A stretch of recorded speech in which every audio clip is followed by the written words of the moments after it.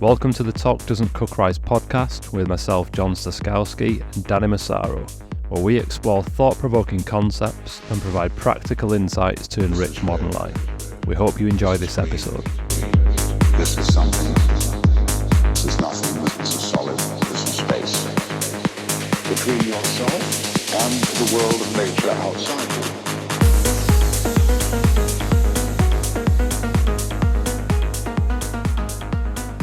Right, Danny, it has been a while, to say the least, since we were last in the hot seat. I've literally forgot how to introduce it.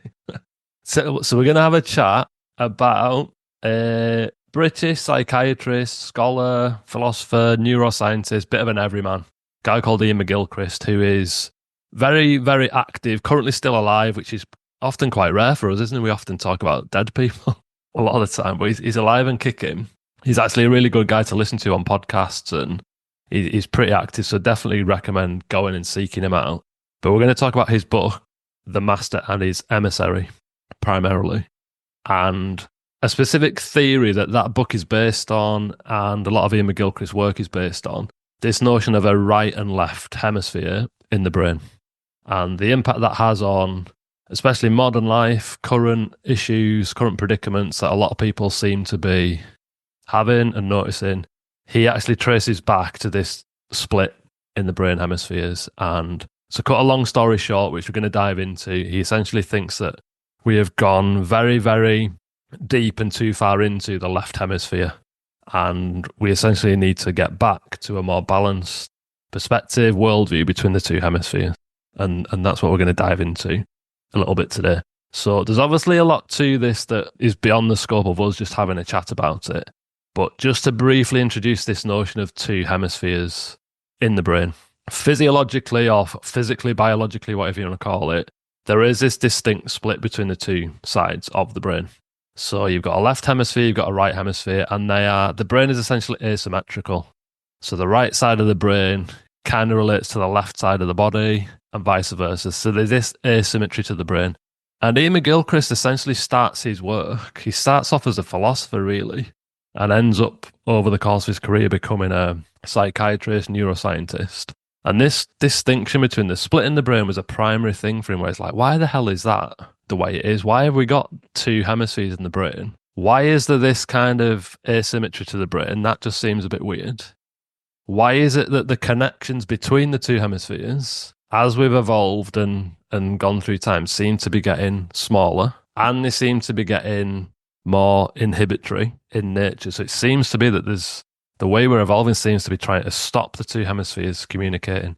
And that was basically the crux of it. Like, he just got into this. He's like, what's going on here? There's got to be something to this. And his career basically builds from there. Now, his explanation, which I've heard him describe quite a lot for that, and there's a danger of this just becoming a really long-winded explanation, which I'm trying to not do. But he's like, right, the reason we've got these two hemispheres in the brain, and this is not unique to humans, this goes all the way back to C. elegans, like some of the original organisms in like kicking around in the sea, like these eel-like things, even they have two hemispheres in the brain. And McGilchrist's explanation for this is like, right, imagine you're a bird and you land on the ground and it's like, right, I'm looking for food. So I'm looking for some like a seed or a bit of bread or whatever to pick up. The left hemisphere is really, really good at that. It helps you really sharpen your focus, zoom in, narrow in on, right, is that a stone or is that a seed? Is that actually a bit of food or is it just a bit of grit or something? So that's what the left hemisphere does. However, Ian McGilchrist's like, look, if you only had that, you're basically going to get nailed by a predator because all you're seeing is this seed or bit of grit in front of you. So the right hemisphere, that allows us to have this kind of open and sustained attention. So it's a much broader alertness for like predators and what's going on around you that the left hemisphere doesn't do. And he basically says that's why it is the way it is. It's to give us, we have this divided brain to give us two modes of attention, really narrow focus, zoomed in, really like so you can grab the world, you can interact with specifics and kind of get in there. But we also need this broad open attention. So much more about context and the bigger picture and what's going on around you. So that's why he thinks we have these two splits. Now, just very briefly, the left hemisphere, like I said, that is very much more aligned with things like analysis, logic, rigid kind of dogmatic explanations. It's very mechanistic, the left hemisphere. Loves facts, loves detail, loves sequences and symbols and maps and like real kind of like fine detail that way. It loves rules, data, models, like certainty, all those kind of things. It really narrows down onto that. Right hemisphere, on the other hand, is much more nuanced. So it's much more open, much more empathetic and intuitive. Holistic, embodied is something we've talked about a little bit. That the right hemisphere is much more embodied. So the right hemisphere can do things like metaphor and processing emotions and interpreting music and art and relationships and those kind of things. The right hemisphere is much more flexible. It's fluid. It understands context. As I said, it can see the big picture. It can see the connections and the sort of, it sees the world and people as wholes, basically. So that's a very rough overview. We'll get more detail as we go through. Now, it's important that McGilchrist is adamant we need both. So we need the right and the left hemisphere. And they're both involved in everything we do. It's just that they do that in very different ways. And McGilchrist's theory, his hypothesis, whatever you want to call it, is that we've gone to left hemisphere. So the title of his book, The Master and His Emissary, he uses the metaphor of back in the day, imagine you've got this like wise leader of the village or the town. He's the master. He knows what's going on. He kind of knows how things are happening and what needs to be done. But he realizes he can't do everything. He can't be involved in the nitty gritty of the day to day of running the town or the village all the time. So he's like, right, I need to kind of step back a bit and I need to appoint some emissaries to go out into the world and do some of the jobs and do the detail. And McGilchrist in this story, what he says is essentially the emissary ends up thinking, hang on, I know better than the master. I don't need him. Why am I reporting back to him? I'll just sort this out. I know everything. So the emissary kind of runs amok and all hell breaks loose because he's not going back and reporting back into the master. He thinks he knows it all, but he doesn't. The master knows things that the emissary just doesn't realise or hasn't been able to recognise. A little bit like the sorcerer's apprentice. The apprentice thinks he knows the spells because he's seen the sorcerer do them, but when it goes wrong, he doesn't know how to undo the spells or, sort the problems out. So really, really long-winded intro. I'll probably end up cutting a lot of this out when we do it and just get to the point. But how are you seeing this, Danny? Like, what's your initial perceptions? Because I think it's fair to say we both really like his vibe and we really like this as a theory. We see a lot of application to our own lives, our own work. And it just seems to be one of those fundamental things that fits. Yeah, it's a lot of the things that we've talked about or things I've come across when I've been trying to learn about the brain and experience, learning, all these types of things and managing emotions and especially around sports as well. This covers a lot of it. It encompasses a lot and makes a lot of sense. What I particularly like about it is it's the left and the right brain do the same focus and do the same things, but do them in different ways, generally approach it in a different way. So in some of the sort of, when I've heard left brain, right brain before, it's a bit like, the left brain's for this and the right brain's for that. What McGilchrist says is that's the worst way you can think about it. Yeah. It's a bit more of too simplistic. It's not like that at all. He's saying that the left and the right brain are for everything, but they approach what the thing is in a different way. So the right brain would approach, say, learning a skill in, how does this fit? How is this different to what I normally do? How could I incorporate some of what I already do with this new bit of advice that you're telling me? Or which players do this and which players don't use this? What are the benefits of this and what aren't? I wonder if I could do that, or it might not be the skill for me. Maybe I need to do a different skill. So in other words, the right brain player or learner can take on some information, such as a coach, asking questions or giving some, biomechanical advice, lift your shoulder here, do this, or follow through there.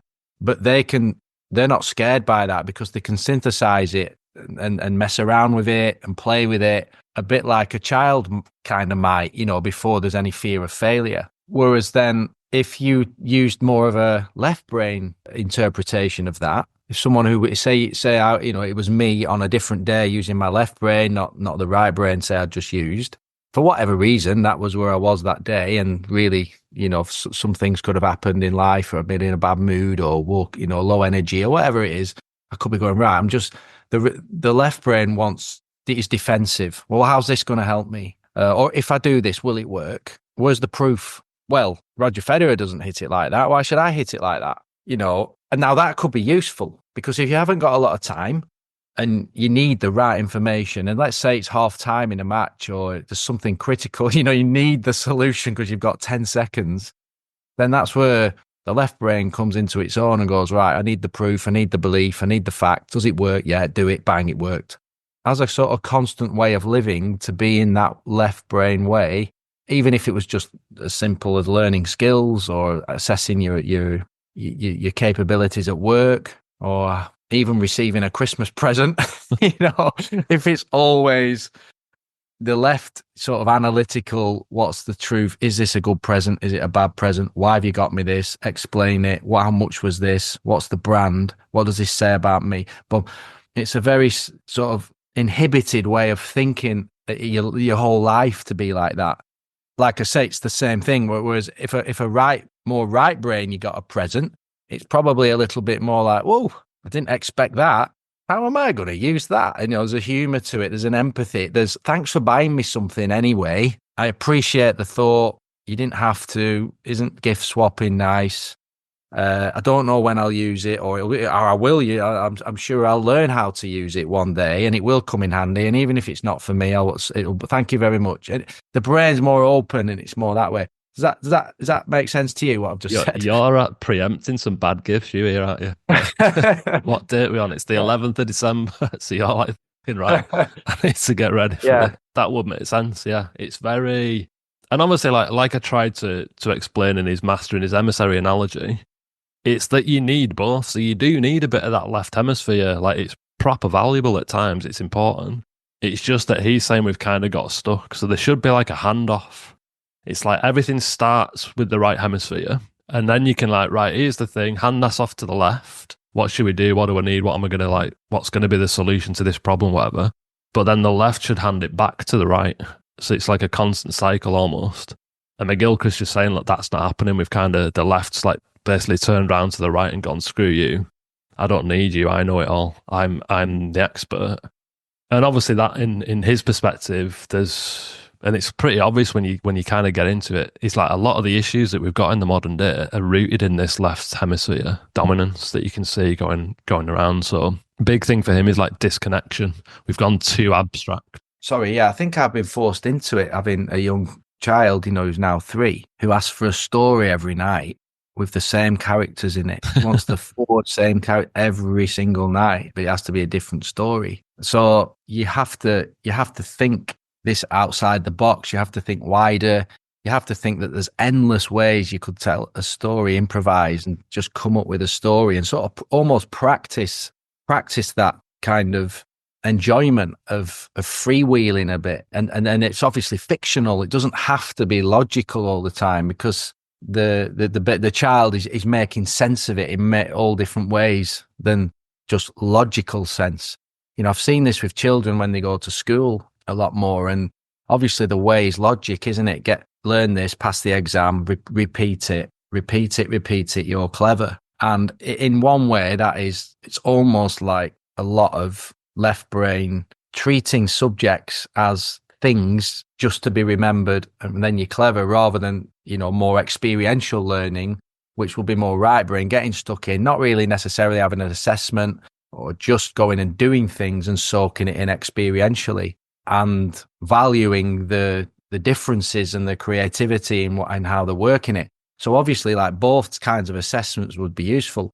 But I've found a lot, even with coaching and what I think coaching is, because of that and the way I've been a teacher as well, I think in many ways I have hit people a lot in the left brain, because it's kind of what they expect. They tell me what to do. This is what a session looks like. If I remember this, if I can do this drill, if I do this 100 times and work hard and 1,000, there's nothing wrong with that. But it's like, I will then become a good squash player if I do what you're saying perfectly. In the same way, if I do that, I'll get an A star in A levels or GCSEs or whatever. And what I'm learning is that perhaps true coaching, true helping people isn't as much of that. And if I could go back in time, I'd probably change it a bit. Where I think the genuine, I knew the knowledge. I knew you've got to ask questions and drag out information and discuss and be with a person. Don't necessarily stand in front of them telling them things. But I think overall, what I've enjoyed about this, and it's reminding me a lot of the spiritual type stuff that I used to read a lot about 10 or 15 years ago, and I've just started reading a little bit again.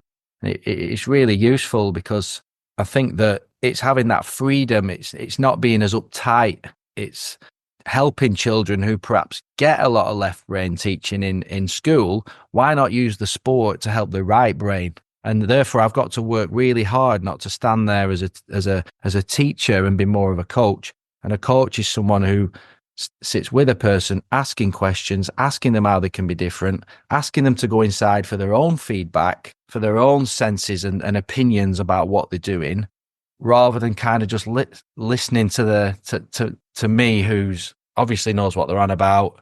And as long as they do that, everything's going to be fine. And often it's not. Because when they actually play sport for real, as we all know, if you're too narrow and you just see it like a maths problem, it'll always come and you can't think for yourself and you're not creative and you don't own it and you can't feel it, then it can all come tumbling down really fast. Yeah, that's one of his. If you think of it like some of the ills of a modern civilization that's been dominated by the left hemisphere, something like education and learning, like you're talking about, it's like, well, it'd be like really technical. It'd be competitive, it'd be really abstract, maybe even like broader, but linked like over reliance on models and like systems and theories. The language that you use is going to be really kind of abstract and quite profuse language and really like just technical and like drilling down into the nitty gritty of stuff. Like part of his, I suppose, origin story, McGilchrist, I've heard him talk quite a lot about it. He says that he originally got into, I think he goes to Oxford, but he was into like English literature. That was his first thing that he studied. So he was big into like poetry and stories and language and things. And then he kind of has this epiphany one day where he's like in the seminar or the classroom and he's like, what are we doing here? Like we've basically taken something like poetry and we've brought it here into the classroom and now we're like frigging dissecting it and pulling it apart and trying to like assign meaning to abstract part. And he's like, that's nothing to do with the poem as a whole. So he's quite big on that in terms of learning just how like it's gone so far away from the original thing. So like part of that, I suppose, is like that sense of embodiment. Like it's like our existence now is very disconnected from our bodies. It's very virtual. Like look at us now on frigging Zoom, chatting about this, getting our left brains firing.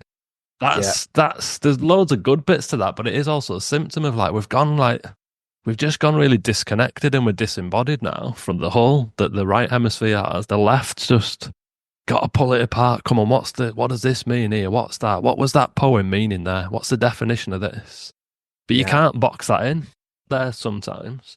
And it's that's kind of become much bigger. That's like the teaching you're talking about. That's sort of valued more than lived experience, isn't it? And just like been in it, kind of living the human life. In my thesis, which looking back now, which I perhaps didn't know in these terms, was, there I was coaching in the middle of, the chaos and living the life of a coach and traveling and all the things and the ups and downs and the complexity of it all, how it unfolds. And then I would work at university and I would be teaching these sort of models and there would be people there who perhaps weren't coaching as well.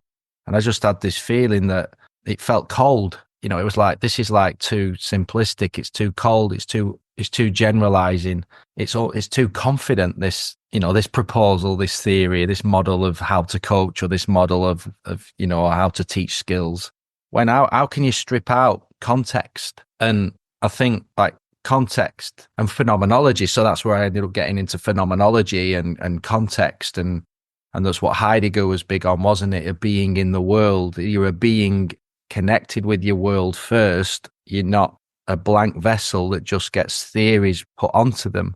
So every person is unique, complex, rich, strange, unfolding, random, plus there's some things about them that are consistent, like the genetics and when they were thrown into the world and who the parents are. There's some things that won't change. So your facticity, you are what you are. And but you're always this strange unfolding of, and then time comes into that. You're not always in the moment. Your past and your future is always in play. So when you sort of start from that context and you remember what you might call the empathetic eye in coaching rather than the analytical eye, so you sort of see a whole person, you see a whole history of a person, and you see the beauty and the wonderment of an individual, which I think you see in, you do see in little children again when you see them growing up and they hold the fork for the first time, or they ride a bike, or Leo slept in his bed for the first time last night, like without any sides on it, anything, and it's like he's won the World Cup. To us, he just slept in a bed and didn't fall out with a side. It's like, wow. But the left brain kills the wonderment. It kills context. It gets so close to the chalk face, so close to the detail. Like, you could argue some science goes like this because the best scientists see beauty and all of that. They say, like Einstein and all these people, the greatest scientists just see absolute beauty in the maths and in the science. But I think some of the people, they get dark and they just see everything as soulless, no God, no magic. There's no spirit, there's nothing else, there's no energy. It's just atoms and molecules, and it's just this. And in a funny way, when you teach or coach or anything, isn't it? You could be a car park attendant or someone serving coffees. If you go into that robotic automaton, that's just that and that's just that, and you strip out all the context and magic of a person and you can't see it, what you might call the beauty or the arts, then that you're missing out. You must end up making you miserable because you're a human, but you're not being a human being. You've lost the being part. Yeah. So you turn yourself into a number cruncher of all your perceptions and experiences. And just because you might not want to be there all the time and go into flow art and debate and well, it's different for this person and really zoom out and be big picture. That doesn't mean that you're against science or facts. You might even enjoy religion and Jesus and the stories, and you might have a Christmas spirit at the moment, and you might want to investigate, what made the universe, and I wonder if there is a God, and debate that rather than just, no, it's a fact. There's never been any proof that any man in the sky has ever existed. You're all stupid, So equally, you don't want to be too floaty and all of that and off in the fairies and all that way. You do sometimes need to come back to task and into your regardless. And there are some rules and some things that that help you ground you. So it's not full on relativity a lot, but it's also not full on empiricism in terms of everything has to be proven, and that's the only truth. So the truth, the good and the beautiful, what Plato would say was in the world, there's room for the good and the truth and the beautiful in the left and the right hemisphere. And I think what Big Gilchrist is saying is, bring that to life. So even if you're on a podcast like this, we could easily say, oh, it's disembodied, but it isn't really, because I'm here feeling me. It might be disembodied between me and you because we're not holding each other's hand, because there's a screen, but we're still creating something. I'm still creating an experience in myself. You're still creating an experience. This is creating something that someone might be listening to right now, and they're in their life doing something, and this information is affecting their experience. So in a right brain way of thinking about doing podcasts and technology, it's not cold at all. It's very enriching and it's lovely and it's warming because it's actually affecting people in their experience. Whereas if you just looked at it more coldly, go, oh, no, you're not actually in each other's company. It's just numbers. It's just data. It's just sound waves. It's just, then that's a shut down, narrow version of saying, oh, technology is bad. It's not as good as being around people. So to do both sides takes a lot more energy and a lot more work, than just shutting down and having an opinion and getting on with everything else. Yeah. McGilchrist actually in the book, he spends a lot of time. There's a lot of like experimental data in there and like brain studies that he gets into, and he's like really well referenced book. And one of the things in there he talks about, like, now experimentally they can literally suppress either hemisphere for 20 minutes, like I don't know actually how they do, if it's like a chemical kind of injection thing or if it's more like an electromagnetic kind of thing. But however they do it, they can literally suppress the hemispheres. So the studies show that if you suppress the right hemisphere for like 15, 20 minutes, that person will literally start to see living things as dead. Like you were just alluding to, like you will literally, you kind of, your right hemisphere is shut down, so you pretty much all left hemisphere. You start to see the world as dead. So things that you would normally describe as animate, like other people or animals and that kind of thing, you literally start to describe them as like machines, like robotic. And then that means that, well, other people, when that right hemisphere is suppressed, they just become like objects. So it's like you in that room there, you may as well just be like another table or a chair. Like you're not a human anymore. You're just another object in that room. Almost like becoming like kind of like this zombified world of like, well, everything's just objects and it's dead and like that's it. Conversely, if you do the same with the left hemisphere, so you suppress the left hemisphere, and now you're like the right's firing, the world becomes way more animate and alive and kind of in like, whoa, like this is just like everything's just like there and you want to be in it. So you start describing things as much more animate, much more alive, and therefore you see other things as, oh, well, that's another autonomous, alive, living thing that. And you see in the way it's just a much more colourful, connected world, I suppose. So if you think there's a big implication of that, if like, well, if you've gone to left hemisphere, maybe the world is actually way more alive and we're way more connected to it than you're typically going to think if you're in this left hemisphere dominated world. And I think that's maybe where, because McGilchrist in his interviews and in the book, I think he is quite a spiritual guy, really. Like he talks, I don't know if he would say he is religious, but he talks a lot about religion and spiritual. He's quite into the Eastern viewpoints and things. I think that's kind of a natural consequence of like switching on that right hemisphere and leaning into it a bit more. You're gonna see the whole thing as like everything's just more interconnected. So if you think back to the episode we did on spiral dynamics, you think, oh, you know that turquoise right hand side of that's very much that kind of spiritual, interconnected, everything's like one. That's a very right hemisphere thing, that. So if people are going to progress up the spiral, you kind of need both hemispheres to be involved. You need that right hemisphere to come in. Also on coldness, I was joking the other day, I have a good mate who's into some of this stuff, and he loves his ice bath. Like you know, the Wim Hof stuff and all that, like every more like ice bath. Like, and I'm like, proper left hemisphere, that, you know.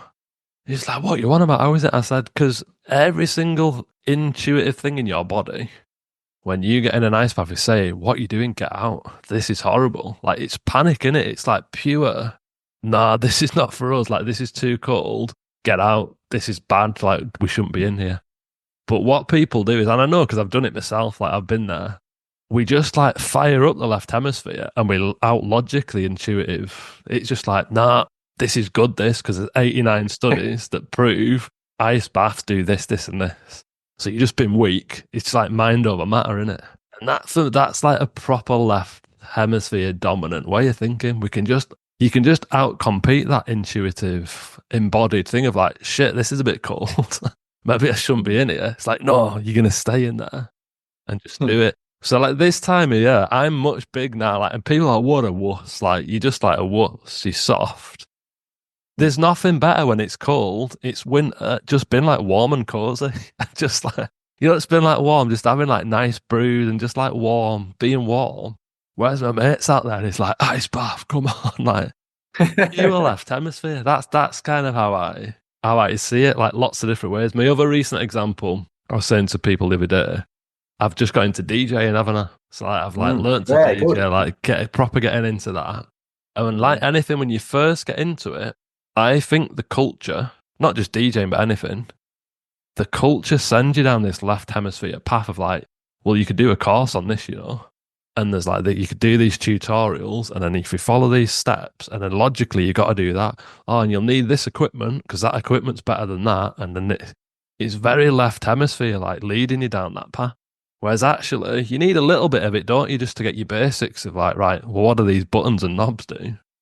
But once you got that, you got to get the right hemisphere, just play music and like, how does that feel when you mix that tune into that one? How did it feel? Was it like, did it go? Yeah. Like, does it keep the energy going? How's the energy? Like, that's like a much more right hemisphere thing, isn't it? So I'm rambling a bit, but Yeah. they're just more Yeah. recent examples for me where I see that.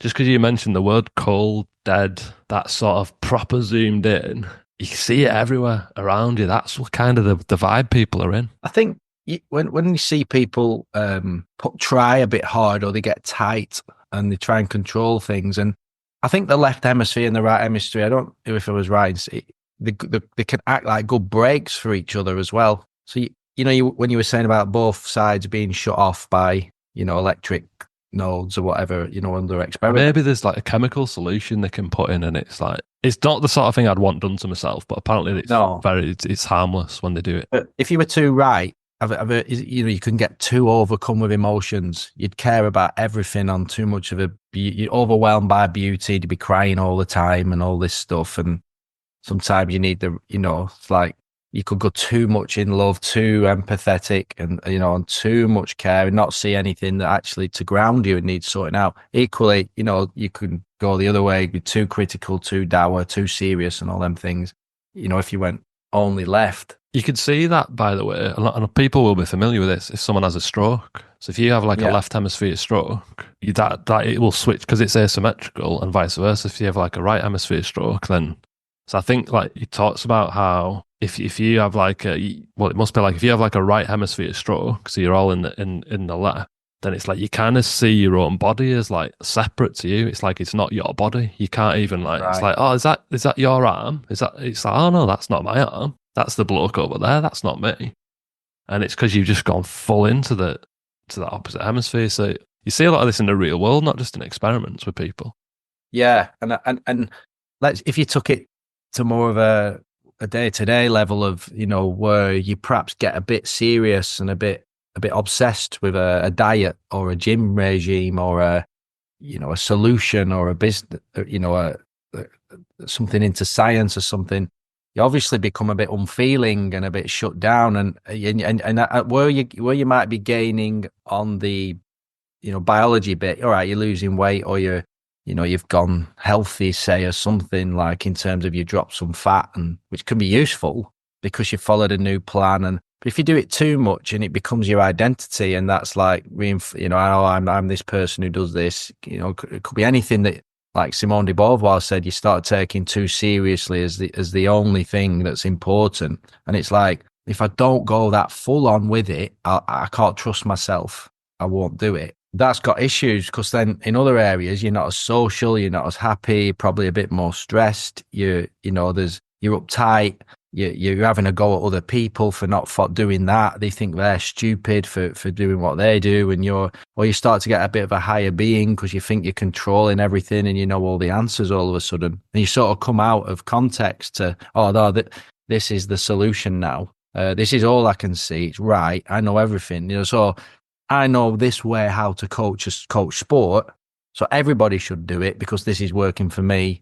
And if you're not doing my way, you're all stupid. It's a fact, So that can play out in small ways, how you bring children up, what you eat, your diet, how you live your life. So you can get what medicines you believe in and all these things, and politics. And that's, McGilchrist does allude to, doesn't he? We've gone very much like quite stuck and serious because of that, and you sort of limit it. Whereas if you say use both hemispheres, so you sort of say, right, well, I'm gonna listen to this theory, I'm gonna listen to this coach, or watch this new documentary. I'm going to incorporate a few things from that into what I already do and see how it goes and be a bit different and put some time in it. Let's give it some time. Let's not jump to conclusions. Let's almost like live with it and experiment with it and trial it and see if it's for me, see if it's not. Let's see how it's affecting other areas of my life. So keeping that more wider lens on it, that would be, again, Master with his emissary, wouldn't it? Working well, or at least the Master being the right, saying, the overall thing I want here is health, not necessarily fitness. So you don't know. You might. I personally, I've tried to aim more at health these days with myself, and not as fit, because I can sort of reflect and think, gosh, I was very narrow and I was very, I needed to be really fit to play them squash matches. But I think as you grow and you change and you adapt, you're perhaps trying to see the bigger picture more, like the wider implications of some of the decisions that you're making. And that could be, again, that could be sort of not being as selfish, like how does this all affect me? You know, it might be how's this all going to affect my family? Or how's this all going to affect the people around me? You know, I'm going to this wedding, I don't really want to go because I'd rather sit on the telly and watch another documentary, but sit on the sofa, you know, and watch that. But actually, for those people at that wedding, not even the people getting married, it's really important I'm there because I cheer them up, and they're like me being there, which actually thinking that way cheers me up, and that's a nice thing to do. Now, I'm not just going to start going full on into that kind of altruism and do everything that I don't want to do and rechange it into, yes, I really do want to do it. I'm still going to have selfish moments because I like spending time by myself and being autonomous. But you don't have to kind of just go straight into the really grumpy old person who will never change. And I've always been this way, and this is the way, and I'm finally getting to live the way I want. I see that more just like that digging in. And I think when you're using both hemispheres, or what McGilchrist is aiming at in sort of a holistic way, it's like, well, you might start believing in God again. You might start believing it's nice to think that something created the universe. It's nice to drop your identity, you know, come away from your identity more and just be a person again. As Nietzsche said, go back to the child. You know, de Beauvoir said, just maybe think less of yourself and let go. As Eckhart Tolle and Michael Singer and all the spiritual Ram Dass is, you know, just be in the moment and get back to being a nobody, like in, you know, a nothing, but that actually enriches your experiences, and you start noticing all the things you have rather than all the things that you lack. But that's not just another instruction. Like, you could listen to that as an instruction, and the left brain will go, yes, I am going to do that more. It's not, you know, I'm going to be more right brain. It's actually, McGilchrist says, like, feel that. Put yourself into go walking, be in nature, relax, give yourself time, listen to different opinions, try and change your methods of how you communicate, you know, let go and talk to people you love and listen. You know, all these ideas, practical ideas, where it's not just theoretical ideas, and it then becomes feelings. And once you're feeling the right brain in action, for me, it's a way more embodied way of being happier and whole and relaxed and more what I think I truly am than almost my heavy personality. You know, we did personality, didn't we? And personality development, and perhaps left brain is your heavy personality. And even within personality theory, like the Enneagram say, that what they try and aim you to do is, yeah, you are a person, you have a personality, of course you have, it's genetics, you were born with one or whatever, you've developed it, you're very good at your personality, but grow out of it, like stay within that, but like mature up, be less like that personality, which for you is interesting, John, because my understanding on personality, you're very much like a type 5 Enneagram, loves information, loves theories, you know, likes data, likes to rationalize the world, you know, to make sense of things so you can control it and move on. And, you know, you can get a long way with your thinking.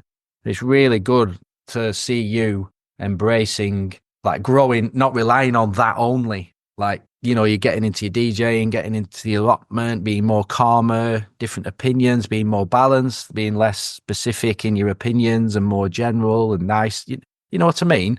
It's not that you've become a nicer person. You've just dropped the weight of your personality a bit more. And the sort of original John is in play as well as the personality. I know that went off a bit, but you know what I mean? No, you're good, but I think the key for that is it's back to the embodied thing, isn't it? So you said the word feeling about 16 times there. That feeling's by definition is embodied, isn't it? So that's like you can, and I think it's one of the things I quite like about McGilchrist. He's obviously on a lot of podcasts and things, and they'll always they want like tips, don't they? So he's like, all right then, so they're brilliant. We've got this left and right hemisphere. Like, so what should I do now? And he's always quite upfront. He's like, look, I know this winds people up. And he's like, I get really uncomfortable with it because he was like, I haven't got any. He's like, I don't know what you should do. Like, yeah, I can give you some like inklings and hints, but there isn't really a solution. That's a very left brain, left hemisphere thing, and it's even want. All right, then. So I've read this. So what should I do now? It's got to be lived, hasn't it? You've got to just like feel and like feel your way around and go, all right, well, how does this like kind of go? And off you go. I was just thinking as well, because you were talking about about the wedding. Again, modern maladies or whatever you want to call it. Like in a world that is left hemisphere dominated, well, you're going to see, and I think we are, more alienation, more isolation, people more detached to each other, people getting very depersonalized in the relationships. And that's kind of what you're saying. It would have been quite easy for you to just like, nah, I'm not going to go to that wedding because I'm just going to stay in and do that. That would be quite a left hemisphere thing, wouldn't it? To rationalize, yeah, I'm not going to do that because of this, and this, and like, there we go. But if everyone's doing that, then you could just get in this really fragmented world of people just in their own little head all the time, and you're not engaging in the world as such. Absolutely. One of the things that correlates as well with coaching, coaching at its purest, which is, seen as a good form of helping people and helping yourself, coaching rather than just all the instruction. Obviously, both are important, but true coaching and also some spiritual type of thinking is that if you're in the achievement mind, like we've done on Achievement Society, they are what they are and they are what they are not yet, and they're all trying to achieve and get things and accumulate and become someone, which is fine for certain phases of your life and whatever, and different lines of development that you want. That's good. But if all you are is an achievement subject, then you are constantly living in the future in your head because it's always, I've got to get there. Yeah. Like when that happens, then I can be happy. Now, some spiritual people will say the future is just a thought because it's not actually real, the future, is it? It's not, you've only got the moment now. Now, even though it's only a thought, it kind of does exist because, those thoughts are you and you're living your thoughts. But it's quite nice to go, actually, yeah, in one way, yeah, the future is just a thought. So, if I only think about the now a bit and live in the now a bit more and be here, that's sometimes a good thing in coaching as well. It's like, hit this ball on its own merits, hit this shot on its own merits, play this golf shot, this unique golf shot right now that you never hit before and will never hit again, hit it. Doesn't have to tie into the result all the time. So you sort of take away future consequences. Now, sometimes you need future consequences to get you motivated. And obviously we work that way, but it's kind of nice to have the alternative. But that's achievement. And it's like the future. And it puts you in a state of lack. Once I get that, then I'll be happy. If I get that Christmas present, then I'll be happy. If I eat that kind of meal or this, then I can relax. That's not very good because you're always kind of like, I'll relax then. I'll relax when I sleep. I'll have this ice bath because I'm clearly not healthy enough. And once I've done 1,000 ice baths, then I'll be like pure or whatever it aims to do. So there's different ways, obviously, to do the ice bath. You could do it in the present and all that, but but essentially it's, I'm doing this for a reason, a cause and effect. Whereas when you think about coaching in some ways as clearing away, like discovery, self-discovery, clearing away the mud type thing of something you already have inside you. So you already have the ability to relax now. You already have the ability to breathe deeply now. You already have probably more skills and ideas inside you now, already in you, than you need to get from reading another book. Okay, now, so just think of it that way around sometimes, that you are already as full as you need to be. This state that you keep thinking about you need to get to, you're already there. Just uncover it. So in skill coaching and things, it's like, we know that you can drive the golf ball unbelievably well. It's already in your body. How do we uncover it more? What do you think? Rather than always working to add things. And I know you sometimes have to polish up and refine, and you do that, and you do some sessions like that. But equally, you could do some things where you just appreciate yourself and say, you know what, I'm already as perfect in a way. I'm already full. I'm already like, I don't need more to get the things I think I want. And I think that's more of a right brain thing as well. It's like self-empathy, and it makes you feel very warm and it fills you up and it's quite emotional. And it's like, I've done that with people and then they go, oh, and they start crying. Or they release, something releases, and they say, I feel like I've got a weight off my shoulders. which obviously they haven't physically had one on there, but that's the thing they always say. And they're like, oh, I feel like I can breathe. Like, gosh, I haven't felt, thanks, Danny. And what you've done, you've uncovered what was already in them. You've not said, right, go and do 10 breathing exercises and go and do this. And so, you know what I mean? Yeah. But I think we're used to, with the marketing world and the way that we interact and buy and sell all the time, I think we always think that everything's a transaction, like, and it's in the future, if I buy that, then I'm happy about, and, you get a bit of relief, and then I need to do something else, get a bit of relief, do some more shopping, get a bit of relief. And your brain's a bit like, well, when's the next problem coming? When's the next problem? When's the next low? When can I have my next high? Whereas I think that's a very left brain thing, whereas the right brain would look at the same life, look at your same situation, a bit like me might have done in the jungle, when they all went in the jungle, they start appreciating, probably coming away from their identities because they've been 3 weeks together, probably never spent time with strangers for a long time, and actually gone, I'm all right, me. People like me as I am without my makeup, without this. And I think a few of them, even in that jungle show where they go away for age, I think they come on and say, what did you learn? And they go, I've learned that I'm all right. The little me without all the, the podcasting and all, I'm actually okay like this. And I'm going to be this person more often. And it's not like they've had a brain transplant or they've had anything added. They've actually had stuff taken off. And that's what I think the right brain gets you feeling more like, makes you feel more rich without adding extra. Good points. A totally unrelated point. Nothing. It kind of jumped into my head when you were talking, but it's totally unrelated. One of the maladies that you would get in a left hemisphere dominated world would be sterile art and explicit sex. He talks about, and just this week I'd noticed on Twitter, some bloke had paid like 6 million quid for like a banana duct tape to a wall as like a piece of art. Yeah, okay. Well, it doesn't really get more sterile than that, does it? If you think. No. And I also saw some young woman, as I think they were making a documentary about it as well, just slept with 100 fellas in a day. Yeah. And you're just like, geez, right? Like that can only really happen in a left hemisphere culture, can't it? And you're like, flipping heck, McGilchrist. Yeah. Like, you're seeing it everywhere.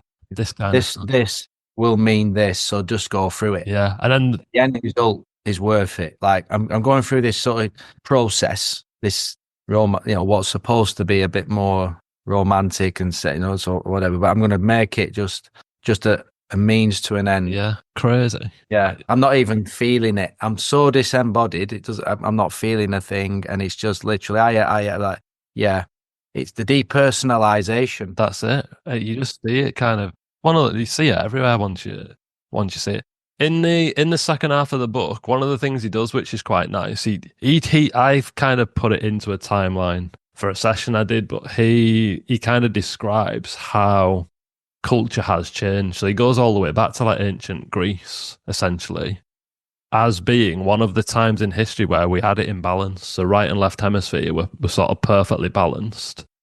And things like art, philosophy, strength of community, the kind of, that was all there, but you also had the development of trade and money for exchange and things. And it was like, yeah, left and right were in perfect harmony. That was like a golden era almost. And then he basically traces it through history, how we've had these periods of like left hemisphere comes in, then there's a bit of a resurgence from the right. So like the Renaissance, as an example, that was a time of right hemisphere resurgence, where art and literature, and you had like Shakespeare coming in, and it was like, yeah, let's go back to that.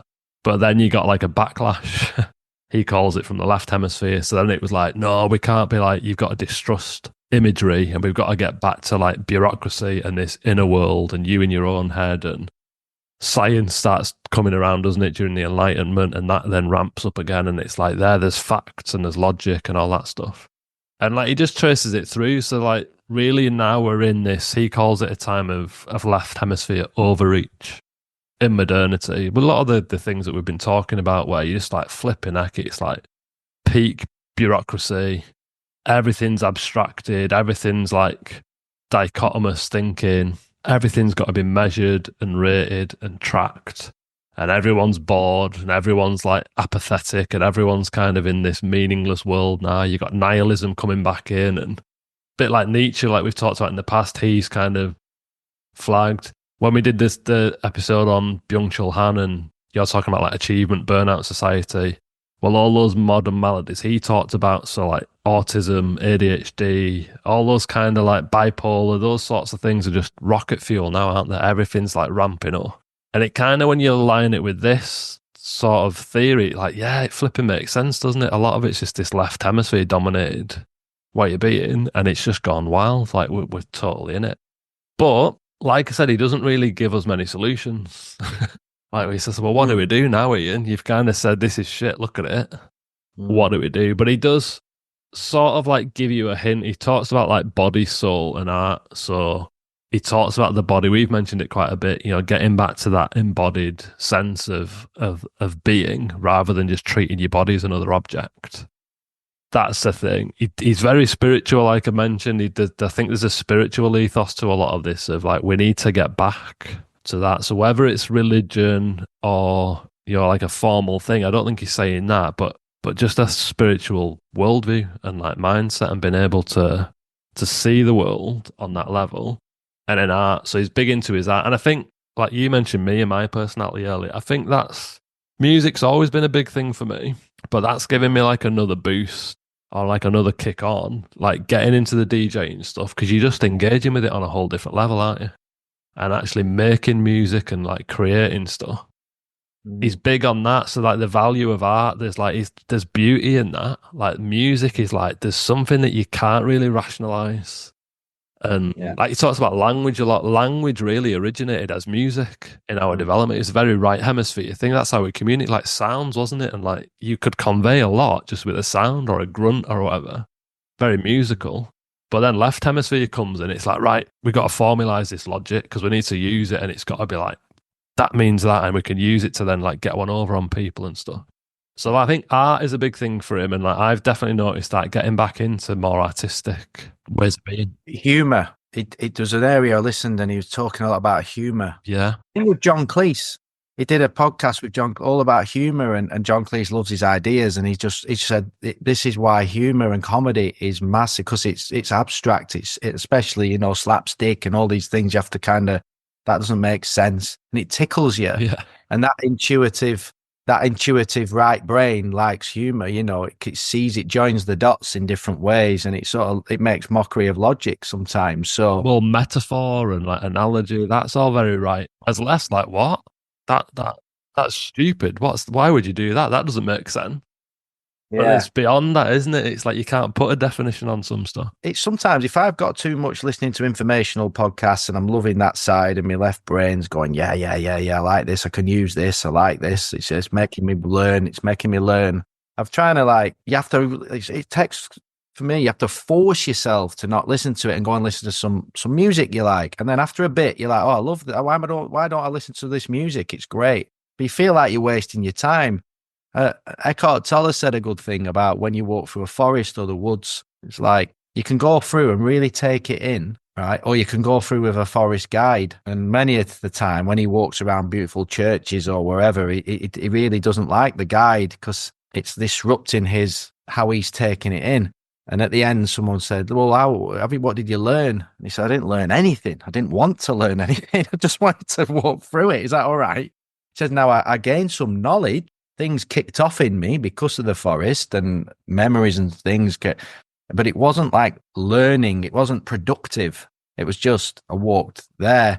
So sometimes even, you know, with me and myself, it's like some of my coaching sessions, I do get wrapped up too much sometimes in being productive, you know, and convincing myself that, oh, I've done that, you know, so it's productive. And I'm just trying to help myself kind of be cool with it, not always being productive, to help with that.